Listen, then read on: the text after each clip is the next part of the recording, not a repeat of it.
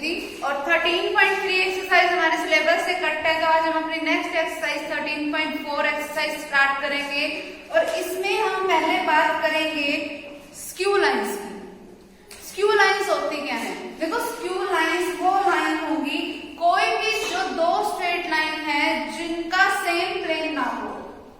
मतलब जैसे अब देखो, ये कोई दो प्लेन्स है, एक ये हमारे पास छत हो गई और एक ये हमारे पास फर्श हो गया, ठीक है। एक लाइन मैंने इस छत के ऊपर ले ली, एक लाइन मैंने इस फर्श के ऊपर ले ली, ठीक है। और ये दोनों लाइनें हालांकि पैरेलल नहीं है। मैंने मतलब कि अगर कोई एक ऐसे इस तरीके से कोई एक प्लेन ड्रॉ कर दिया और इसके ऊपर कोई एक लाइन ड्रॉ कर दी, ठीक है। फिर ये मैं अगर शो करी छत को, और अगर ये मैंने कोई दूसरा कोई प्लेन लिया जिसपे मैंने कोई एक लाइन ऐसे ड्रॉ कर दी, ठीक है। फिर ये मेरा फर्स्ट प्लेन हो गया, ये मेरे पास क्या होगा, कोई सेकंड प्लेन। इन दोनों लाइंस को स्क्यू लाइंस कहेंगे हम। कैसी है ये दोनों लाइन? है दोनों अलग अलग प्लेन पे, ठीक है। और ये जो लाइनें हैं पैरेलल नहीं है। पैरेलल ना होने के बावजूद भी जब ये दो लाइनें आपस में कभी भी नहीं मिलेंगी, देखो वैसे तो जो लाइनें आपस में पैरेलल होती है वो कभी भी नहीं मिलती, ये कंडीशन होती है। और अगर कोई दो लाइनें हमारे पास नॉर्मली है तो कोई ना कोई एक ऐसा पॉइंट जरूर एग्जिस्ट करेगा जहां पे जाकर वो मिल जाएगी, ऐसे, ठीक है। अब ये हमारे पास ऐसा सब होता कब था कि जब वो लाइनें एक ही प्लेन पे होती थी। अब ये हालांकि ये लाइनें पैरेलल नहीं है, इट मींस ये मिलनी चाहिए थी, पर मिल किस लिए नहीं रही? क्योंकि इन दोनों का प्लेन क्या है, डिफरेंट है। और फिर मैं इन दोनों लाइंस के बीच का मुझे कोई शॉर्टेस्ट डिस्टेंस निकालना है। देखो, ये इस तरीके से दो लाइन जा रहे हैं, इनके बीच का अगर मैं डिस्टेंस यहां से निकाल लूं तो बहुत बड़ा आएगा, ठीक है। यहां से अगर मैं लूं तो डिस्टेंस वही क्या हो जाएगा, छोटा, ठीक है। तो मुझे इन दोनों लाइनों के बीच का कोई शॉर्टेस्ट डिस्टेंस निकालना है। और अब ये जो जिस लाइन की हेल्प से मैं निकालूंगी ना इनके बीच का शॉर्टेस्ट डिस्टेंस, वो वाली लाइन जो होएगी परपेंडिकुलर होएगी इस लाइन के भी और इस लाइन के भी। दोनों स्क्यू लाइंस के परपेंडिकुलर लेनी है मुझे ये लाइन, और फिर मैं उस डिस्टेंस की क्या करूंगी, मेजरमेंट करूंगी। तुमने बेसिक पढ़ा था जब हमने वेक्टर प्रोडक्ट के बारे में बताया था, तो मैंने तुम्हें कहा था कि जो एन कैप होता है ना, वो B1 और B2 दोनों वेक्टर्स के परपेंडिकुलर होता है। बताई थी मैंने ये बात जब अपन वेक्टर वाले चैप्टर पढ़ा था कि एन कैप जो होता है वो B1 और B2 दोनों वेक्टर के परपेंडिकुलर होता है। और एन कैप कोई एक परपेंडिकुलर वेक्टर मुझे मिलता कैसे था, जब मैं B1 वेक्टर की क्रॉस प्रोडक्ट करती हूँ B2 वेक्टर के साथ, ठीक है। तो इसका मतलब यही है कि अगर मुझे इन दोनों के परपेंडिकुलर किसी लाइन की डिस्टेंस को मुझे मेजरमेंट करना है, मान लो अगर ये मेरे पास कोई P पॉइंट नहीं है, मेरे पास अगर कोई Q पॉइंट है, अगर मुझे ये कोई PQ डिस्टेंस निकाले, क्योंकि ये वाली लाइन कैसी है, जो ये वाली लाइन की खुद की कोई ना कोई इक्वेशन तो होगी। मान लो R वेक्टर होएगा किसी A1 vector plus lambda times of B1 vector की, और इस वाली लाइन की भी खुद की कोई इक्वेशन होगी। मान लो R वेक्टर है किसी A2 vector plus mu times of कोई और स्केलर ले लेती हूँ, मैंने वो स्केलर ले लिया mu times of something B2 vector, ठीक है। अब मुझे इसके परपेंडिकुलर वाले वेक्टर की बात करनी है कि इनका डिस्टेंस कितना है। अगर मुझे ये वेक्टर निकालना है तो उसके लिए मुझे करना क्या पड़ेगा, इस B1 वेक्टर, क्यों B1 वेक्टर क्यों नहीं है, क्योंकि B1 वेक्टर इस वाले लाइन के क्या है, डायरेक्शन रेशियोज है। B2 वेक्टर यहाँ पर क्यों नहीं है, क्योंकि B2 वेक्टर इस लाइन के क्या है, कोई डायरेक्शन रेशियोज है। तो मुझे अगर शॉर्टेस्ट डिस्टेंस निकालना है तो वो इक्वल्स होगा कि सबसे पहले जो इनके पासिंग पॉइंट्स हैं इन दोनों लाइंस के, वो मैं कर दूं A2 vector minus A1 vector, कि मैंने इस लाइन का कोई एक पासिंग पॉइंट ले लिया, इस लाइन का कोई एक पासिंग पॉइंट ले लिया, और A2 में से A1 को कर दिया माइनस, क्योंकि डिस्टेंस निकालना है, यानी कि मेरे पास स्केलर क्वांटिटी रिजल्ट आना चाहिए। स्केलर क्वांटिटी का मेरे पास रिजल्ट सिर्फ तब आता है जब मैं वेक्टर्स की क्या करवाती हूँ, डॉट प्रोडक्ट, सिर्फ उसी में आता है। फिर डॉट में क्या आएगा, B1 vector cross B2 vector, ये वाला वेक्टर, क्योंकि मैं सारा कुछ इस P के ऊपर डिपेंड करवा रही हूँ। फिर डिवाइडेड बाय में क्या आएगा, इस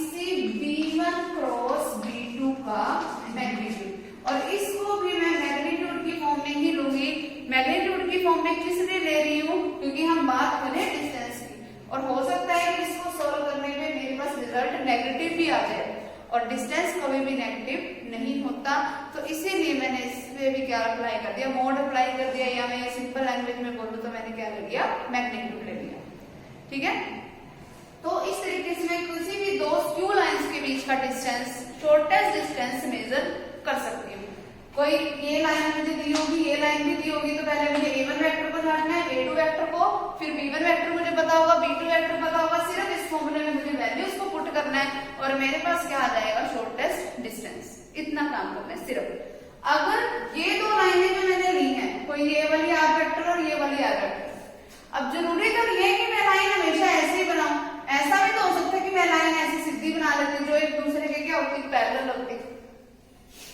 अगर ये दोनों लाइनें एक दूसरे के पैरेलल होती तो इसका मतलब इसका डायरेक्शन रेशियो और इसका डायरेक्शन रेशियो क्या होता, सेम होता, क्योंकि दोनों लाइनें पैरेलल थी। पता है ना, अगर कोई दो लाइनें पैरेलल हो तो उनके डायरेक्शन रेशियो क्या होते हैं, सेम होते हैं। तो मतलब यहाँ पे भी कोई बी वेक्टर होता है और यहाँ पर भी क्या होता है, कोई बी वेक्टर। आगे समझ। तब उस केस में मुझे सिर्फ लेना क्या है, शॉर्टेस्ट डिस्टेंस के लिए एक तो वही चीज A2 माइनस A1 वेक्टर, ठीक है। और फिर इसकी अब क्रॉस प्रोडक्ट मुझे करवानी है बी वेक्टर के साथ, और फिर उसका मैं क्या लूंगी, magnitude divided by magnitude of only B vector, क्योंकि दोनों वो सेम ही है। तो अब सिंपल हम ये ले लेंगे। ठीक है, समझ आई बात। क्रॉस प्रोडक्ट इसलिए करवाई क्योंकि बात तो मुझे फिर भी परपेंडिकुलर लाइन की करनी है ना, चाहे दो लाइनें पैरेलल हो गई, चाहिए तो मुझे 90 डिग्री वाली लाइन के लिए शॉर्टेस्ट डिस्टेंस, तो इसीलिए मैंने यहाँ पर क्रॉस प्रोडक्ट में ये कर दिया। आगे समझ। इस तरीके से हम इसको सोल्व करेंगे। और अगर मुझे इसकी कार्टेशियन फॉर्म बतानी है तो कार्टेशियन फॉर्म देखो हमारे पास क्या है, शॉर्टेस्ट डिस्टेंस के लिए डिटर्मिनेंट की फॉर्म बनाएंगे, जैसे हम मैट्रिक्स वाले केस में करते थे ना। डिटर्मिनेंट हमें कोई एक सिंगल कोई पर्टिकुलर वैल्यू देता है।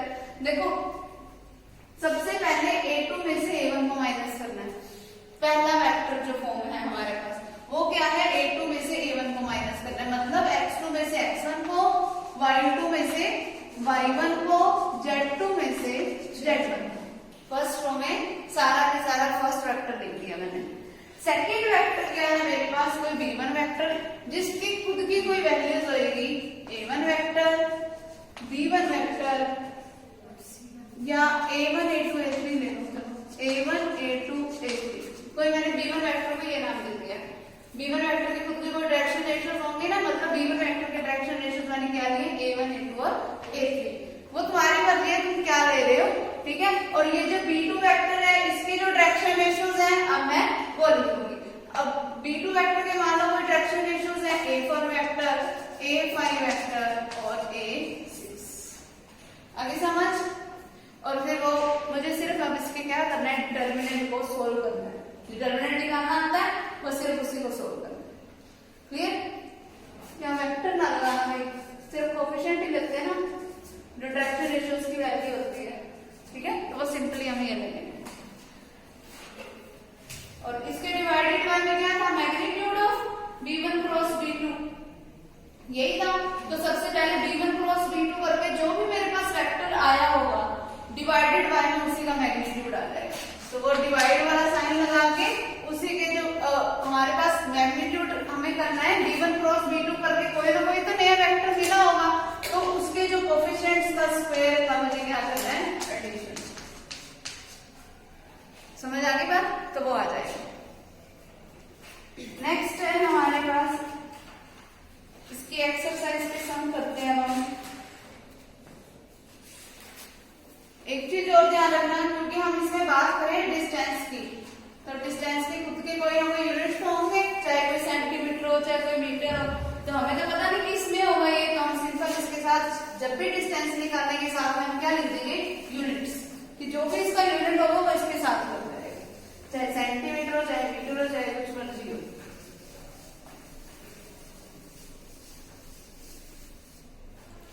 अब देखो इसमें फर्स्ट सम क्या है हमारे पास, find the shortest distance between the lines given below. पहले हमारे पास कोई एक लाइन हमें दे रखी है, R vector is equal to I cap plus, या मैं सिंपल ये वाला करवा सकती हूँ, एक राउंड में सारे हो जाएंगे इससे। 3 minus T into I cap plus 4 plus 2t into J cap plus t minus 2 into K cap. फिर कोई मुझे आर वेक्टर सेकेंड लाइन मुझे दे रखी है 1 plus s into I cap plus 3s minus 7 into J cap plus 2s minus 2 into K cap. ये मेरे पास कोई दो लाइनों की इक्वेशन दे रखी है और मुझे इनके बीच का शॉर्टेस्ट डिस्टेंस निकालना है। पहले तो जो हमारे पास लाइन की इक्वेशन दे रखी है हमारे पास उसकी जनरल फॉर्म क्या होती है, आर वेक्टर किसके इक्वल होता है, A vector plus lambda times of M vector के। तो पहले तो मैं इसको सिंपल फॉर्म में कन्वर्ट कर लूं, जब क्योंकि अभी हमारे पास कोई सिंपल फॉर्म नहीं है, तो पहले तो मैं इसको कन्वर्ट करती हूँ। देखो फर्स्ट इक्वेशन को मैं ऐसे लिख सकती हूँ 3 की आई कैप से मल्टीप्लाई 3 आई कैप, फिर 4 की जे कैप के साथ तो 4 जे कैप, फिर माइनस 2 की के कैप के साथ तो माइनस का 2 के कैप। बिना टी वाले इकट्ठे कर लिए मैंने। फिर जो टी वाले हैं उनको मैं एक साथ रखूंगी और सब में से टी कॉमन आ रहा है और वो मैंने टी ले लिया कॉमन बाहर। तो टी टाइम्स ऑफ यहां से क्या बना माइनस का 1 इंटू में आई कैप मीन्स माइनस का आई कैप 2 इंटू जे कैप तो 2 जे कैप। टी था साथ में वो कॉमन ऑलरेडी जा चुका है। फिर यहां से क्या आएगा, इस टी के साथ क्या है 1 है तो प्लस का 1 इंटू के कैप। अब ये मेरे पास फॉर्म हो गई ना change, R vector is equal to A vector plus lambda की जगह पे आ गया टी, कोई भी स्केलर क्वांटिटी आ सकती है, वो क्या है यहाँ पर टी है। फिर इंटू में कोई मेरे पास क्या आ गया, कोई b1 वेक्टर। आगे समझ। फिर इस सेकंड वाले को भी हम चेंज कर लेते हैं, that R vector is equal to I cap plus minus का 7 जे कैप, बिना एस वाले इकट्ठे कर दिए पहले, फिर माइनस का 2 के कैप प्लस का s times of I cap plus 3 J cap plus का 2 के कैप। आगे समझ। तो अब मेरे पास बाय कंपैरिजन a1 वेक्टर क्या हो गया, ये वाला यानी कि 3i प्लस 4j माइनस का 2 के कैप। a2 वेक्टर क्या हो गया मेरे पास, ये वाला, वो क्या है I cap minus 7j cap minus का 2 के कैप। b1 वेक्टर क्या हो गया मेरे पास, ये जो t का कोफिशिएंट वाला वेक्टर है वो क्या है माइनस का i प्लस का 2j प्लस का 2 प्लस का k कैप। फिर b2 वेक्टर क्या हो गया मेरे पास, ये s का कोफिशिएंट वाला i cap plus 3j cap plus का 2 k कैप। हो गया। इतना करने के बाद नेक्स्ट स्टेप शॉर्टेस्ट डिस्टेंस मुझे निकालने के लिए फॉर्मूला जो होता है वो क्या होता है, that shortest distance is equals to क्या आएगा, magnitude of a2 vector minus a1 vector करना है मुझे, और इसकी डॉट प्रोडक्ट मुझे किसके साथ करवानी है, b1 क्रॉस b2 वेक्टर के साथ, और फिर divided by magnitude of b1 cross b2।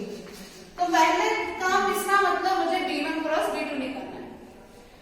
b1 cross b2 कोई भी दो वेक्टर्स की हम क्रॉस प्रोडक्ट करते कैसे थे कि सबसे पहले डिटरमिनेंट फॉर्म लिखी जाएगी और उसमें लिखा जाएगा आई कैप जे कैप के कैप। ये आ गया। फिर सेकेंड रो में b1 के एलिमेंट्स लिखे जाते हैं। b1 के एलिमेंट्स देखो कौन कौन से, माइनस का 1 2 और 5, माइनस 1 2 एंड 1। फिर b2 वेक्टर क्या है 1 3 2, वो लिख दिया मैंने। क्या बन गया b1 क्रॉस b2 वेक्टर क्या बन गया, आई कैप इंटू में क्या आएगा, एक्सपेंड कर रही हूँ मैं फर्स्ट रो से, आई कैप के इंटू में क्या आएगा, फर्स्ट रो को छोड़ा फर्स्ट कॉलम को छोड़ा, इन दोनों की मल्टीप्लिकेशन माइनस इन दोनों की, यानी कि 2 इंटू 2 4 4 माइनस 3 1। फिर माइनस का जे कैप इंटू माइनस 1 की 2 के साथ माइनस 2, माइनस में आया 1 माइनस का 3, फिर प्लस का के कैप इंटू में क्या आएगा माइनस 3 माइनस 2 यानी कि माइनस का 5। b1 क्रॉस b2 देखो क्या बना मेरे पास, आई कैप माइनस माइनस क्या हो गया प्लस का 3j कैप माइनस का 5k cap. b1 cross b2 निकल गया। अब मुझे इसकी डॉट प्रोडक्ट भी करवानी है a2 माइनस a1 के साथ। तो पहले तो मैं a2 माइनस a1 वेक्टर निकालूं। अगर मेरे पास a2 वेक्टर ये है a1 वेक्टर ये, तो क्या बन गया I cap minus 7j cap minus का 2k। a2 वेक्टर लिख दिया। गया। इसमें से मुझे माइनस किसको कराना है, इस फैक्टर को। अब मैं डायरेक्ट लिख रही हूँ, सब पे साइन चेंज कर दूंगी क्योंकि बाहर माइनस पड़ा है, इसलिए साइन चेंज हो जाएंगे। तो पहले 3 आएगा प्लस का, लेकिन इस माइनस की वजह से क्या हो गया, माइनस का। 4 के कैप भी क्या हो गया, माइनस का, लेकिन 2 के कैप किसका हो गया, प्लस। ठीक है, तो a2 माइनस a1 वेक्टर क्या बना, माइनस का 2i कैप, फिर माइनस का 11j कैप, फिर ये तो हो गया 0 k कैप। ठीक है, अब मुझे डॉट प्रोडक्ट करवानी है, a2 vector minus a1 vector dot b1 cross b2, ये करवाना मुझे। वो क्या आएगा, देखो इन दोनों की डॉट प्रोडक्ट। तो आई कैप, जब भी डॉट प्रोडक्ट करवाते हैं आई कैप वाला आई कैप के साथ जाके मल्टीप्लाई होगा। यहाँ पर आई कैप का कोएफिशिएंट क्या है, 1। यहाँ पे आई कैप का कोएफिशिएंट क्या है, -2। 1 की -2 से मल्टीप्लिकेशन -2, 3 की -11 से -33, 5 की 0 से 0, क्या आ गया मेरे पास, -35। आगे समझ, मैंने बताया था ना कि यहाँ मोड क्यों लगा, क्योंकि कई बार नेगेटिव आ जाता है, इसी वजह से लगाया था। आगे समझ।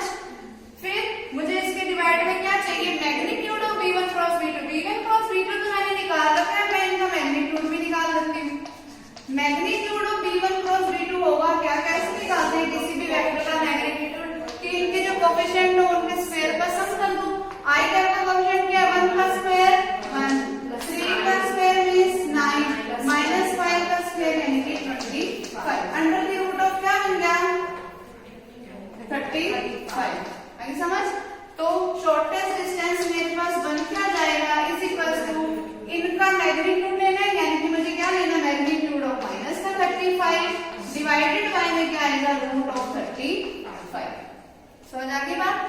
तो इसका मैग्नीट्यूड ये क्वांटिटी क्या होंगे, positive 35 divided by root of 35, क्या रिजल्ट बना, रूट 35 यूनिट्स।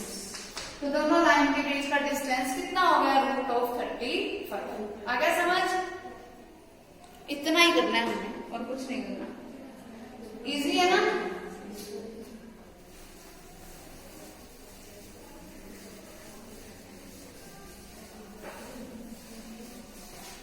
फर्स्ट सम का कोई और पार्ट करवाना है,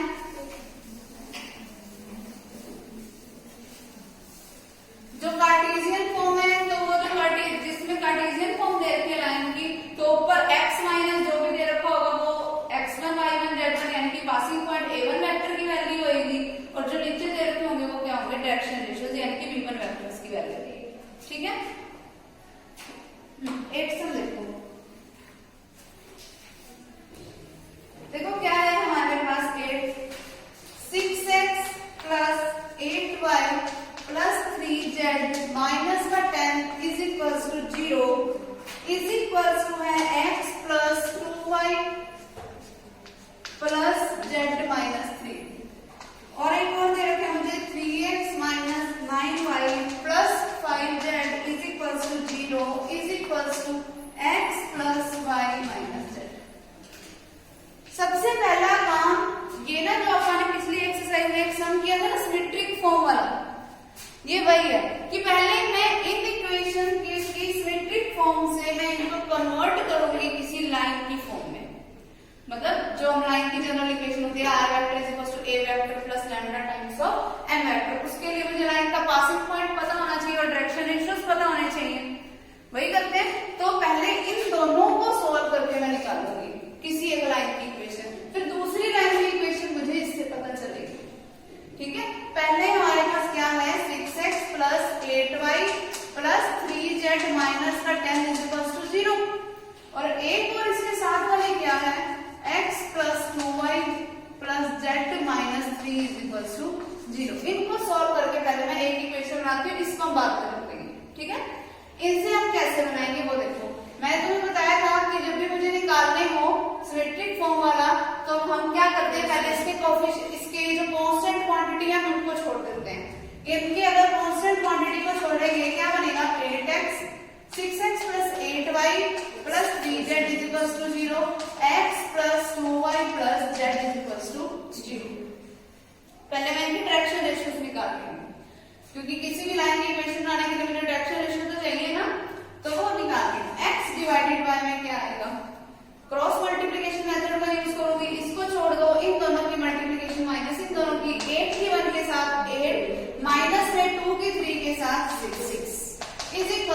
y डिवाइडेड बाय, अब इनको छोड़ दो, साथ में लगता है माइनस का साइन, पता है तुम्हें, है ना, माइनस का साइन लगेगा, फिर इन दोनों की multiplication 6 minus 3 is equals to z divided by, इसको छोड़ दो 12 माइनस 8, ठीक है, क्या बन गया ये x by minus 2 is equals to y by minus 3 is equals to z by 4। इसका मतलब जो मेरा b1 वेक्टर होएगा ना, वो क्या हो गया माइनस का 2i कैप माइनस का 3j कैप प्लस का 4k कैप, ठीक है। अब मुझे इसी लाइन का, इन दोनों लाइनों का ही कोई पासिंग पॉइंट भी निकालना है। इनका कोई पासिंग पॉइंट निकालने के लिए हमने क्या किया था लास्ट टाइम, z को 0 रखा था, वही कर दो। अभी क्या है मेरे पास 6x प्लस 8y माइनस का 10 इज इक्वल्स टू 0, जब मैंने z को 0 रखा तो अब भी z को ही 0 रखो, क्या बनेगा x plus 2y minus 3 is equals to 0। फिर एलिमिनेशन मेथड लगाना चाहते हो तो मैं 6 से मल्टीप्लाई करवा दो, 6 से मल्टीप्लाई कराऊंगी, ये बन गया 6x, ये बन जाएगा 12, ये बन जाएगा 18, ठीक है। साइन चेंज, ये 6x से 6x cancel, 8y minus 12y minus का 4y, फिर माइनस का 10 प्लस का 18 फिर प्लस का 8 इज इक्वल्स टू 0। यहाँ से y की वैल्यू क्या आई 2 माइनस प्लस का 2 आई, हाँ प्लस का 2 आई, ठीक है। y की वैल्यू 2 तब आई है जब z की वैल्यू 0 है, तो एक चीज मुझे पहले ही ऑलरेडी पता है, क्या z इज इक्वल्स टू 0, ठीक है। फिर मैं x की वैल्यू निकालती हूँ, किसी भी एक इक्वेशन में मुझे क्या पुट करना है, सिंपली क्या थी मेरे पास ये वाली इक्वेशन क्या थी, देखो x plus 2y minus 3 is equals to 0, यही थी ना इक्वेशन जब मैंने z को 0 रखा था। अब इसमें y की जगह में मुझे क्या पुट करना है, 2 पुट करना है, plus 4 minus 3 is equals to 0, x is equals to minus 1, तो इसका पासिंग पॉइंट मुझे पता चल गया -1 2 0। इसका मतलब मेरे पास जो a1 वेक्टर होगा उसकी वैल्यू क्या आएगी, माइनस का i कैप प्लस का 2j कैप प्लस का 0k कैप, ठीक है। तो r वेक्टर पहले मुझे बनाना है, वो क्या होता है माइनस का i प्लस का 2j प्लस का 0k कैप प्लस का lambda times of b1 vector. b1 vector क्या बना था मेरे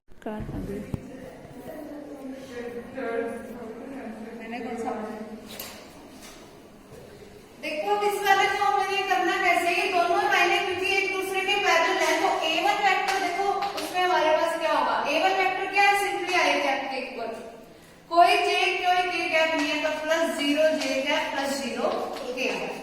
a2 वेक्टर किसके इक्वल आएगा, जो ये वाला वेक्टर है हमारे पास, वो क्या है 5y प्लस 4j माइनस का k कैप, ठीक है।